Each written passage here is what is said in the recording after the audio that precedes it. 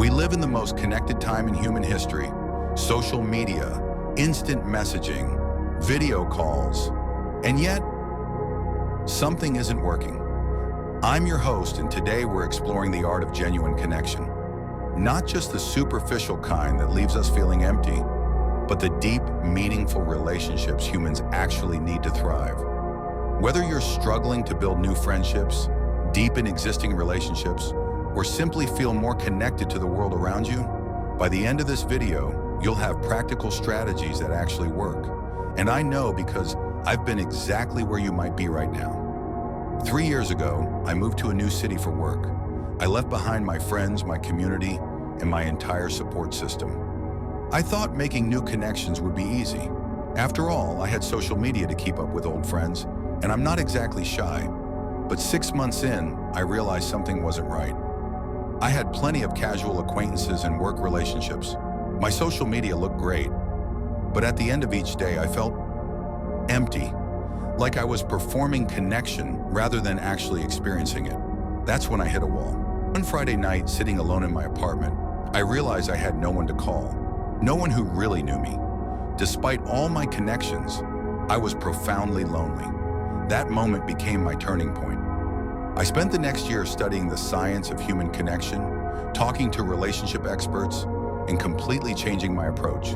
What I learned transformed not just my social life, but my entire sense of well-being.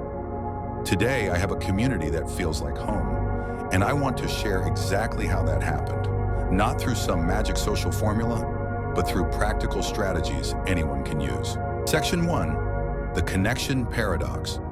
Let's start by understanding what's really happening in our disconnected world. We've confused visibility with connection. Having more followers, more likes, more views doesn't translate to feeling more connected. In fact, research suggests it often has the opposite effect. A fascinating study from Harvard followed people for 80+ years to determine what makes a good life. The conclusion? Quality relationships were the strongest predictor of happiness, health, and longevity, stronger than wealth, fame, or professional success. But there's a paradox here. While we desperately need connection, we're also wired to protect ourselves from the vulnerability it requires. We want close relationships, but we fear rejection. We crave authenticity, but we present carefully curated versions of ourselves. We desire deep conversations, but we stick to safe topics. And this creates what I call the connection gap, the space between the relationships we have and the connections we truly need. The 3 levels of connection. Section 2, understanding authentic connection. Not all connections serve the same purpose.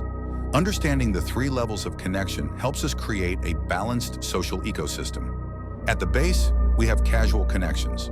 The barista who remembers your order, the neighbor you wave to, your social media acquaintances. These matter more than we realize for daily well-being. In the middle, we have functional connections, colleagues, activity partners, and friends you share specific context with. These provide community and belonging. At the top, we have intimate connections, the few people who know the real you, who you can be fully authentic with. Research suggests most people need 3 to 5 of these relationships to thrive. The problem isn't that we need hundreds of close friends, it's that many of us lack balance across these levels. We might have plenty of social media followers, but no one to call when we're in crisis. Understanding this framework helps us identify what's actually missing in our connection ecosystem. Now let's explore how to build each type. 4 strategies for authentic connection. Section 3, practical connection. Strategies. Let's explore 4 practical strategies for creating genuine connection, regardless of your starting point. Strategy 1. The most fundamental principle of connection is surprisingly simple. Regular proximity creates opportunities for relationship. This is why school, work, and religious communities have traditionally been connection hubs. To build connection, you need regular, repeated contact with the same people over time. In practice, this means choosing 1 or 2 weekly activities and committing to them consistently. Whether it's a class, volunteer opportunity, or interest group, consistency matters more than the specific activity. The key is adding purpose to proximity. Don't just show up. Engage with an attitude of openness. Make it a personal challenge to learn 1 new thing about someone each time you attend. Strategy 2. Vulnerability ladders. Research shows that gradual, appropriate self-disclosure builds intimacy. I call this the vulnerability ladder. Start with level 1 disclosures, sharing opinions about external topics.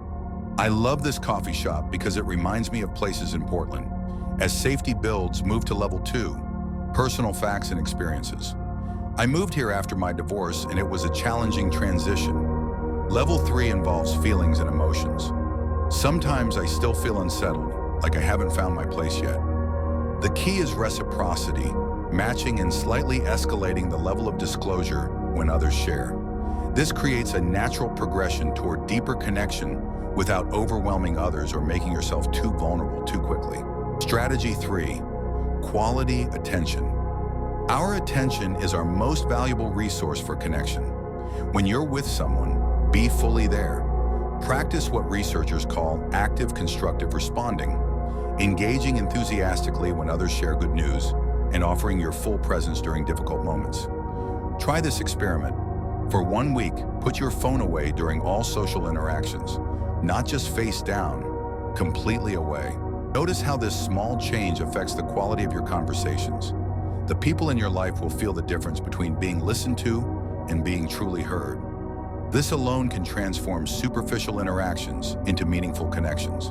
Strategy 4, ritual and remembering. Humans have always used rituals to strengthen bonds. Create simple, repeatable connection points with people who matter. This could be Sunday dinner with family, monthly coffee with a friend, or an annual camping trip with your core group.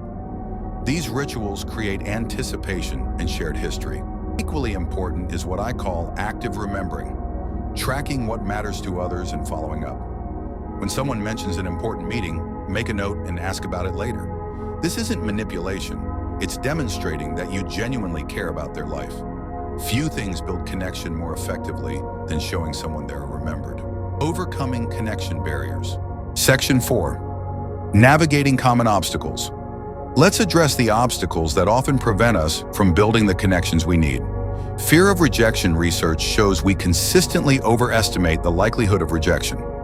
In one study, people predicted strangers would reject their conversation attempts about 50% of the time. The actual rejection rate? Less than 5%. Next time you hesitate to introduce yourself or suggest coffee, remember this statistical reality check. Most people welcome connection if approached with authenticity. Digital distraction. Our devices create an illusion of connection while often preventing the real thing. Try establishing tech-free zones in your life. Meals without phones, the first and last hour of your day, or specific social events. These boundaries create space for authentic connection to develop connection burnout. For some, especially after difficult relationship experiences, the idea of reaching out feels exhausting.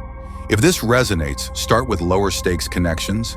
Casual community involvement can rebuild your connection muscles without overwhelming your emotional resources. Move to a new place relocation disrupts our entire connection ecosystem. Research suggests it takes about 200 hours of interaction to form a close friendship. This means patience is essential. Focus on consistency rather than intensity, and remember that meaningful connection is a marathon, not a sprint. Conclusion and call to action. Connection isn't just a nice to have, it's as essential to your well-being as nutrition and exercise. The path to meaningful connection isn't mysterious, but it does require intention. Choose proximity with purpose. Climb the vulnerability ladder gradually. Give your full attention, create rituals, and practice remembering. Here's my challenge to you.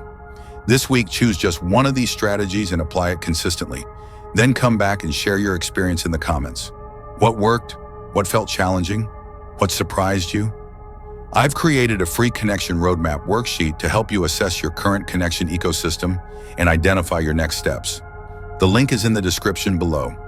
Remember, meaningful connection isn't about being the most charismatic person in the room.